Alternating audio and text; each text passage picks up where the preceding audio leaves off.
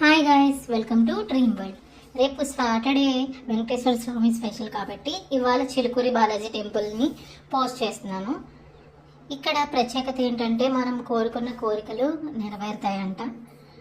మీరు ఏదైనా ఒక కోరిక కోరుకుని బయట ఒక ప్రదక్షిణం చేసి దేవుడిని మనస్ఫూర్తిగా దండం పెట్టుకుంటే కనుక ఆ కోరిక నెరవేరుతుందంట. మీ కోరిక నెరవేరాక వచ్చి మళ్ళీ బయట 11 ప్రదక్షిణాలు అయితే చేయాలి. నెక్స్ట్ ఏంటంటే ఇక్కడ ప్రదక్షిణాలు 2 రకాలు ఉన్నాయి. బయట ప్రదక్షిణాలు, లోపల ప్రదక్షిణాలు. గుడి లోపల ప్రదక్షిణాలు, గుడి బయట ప్రదక్షిణాలు.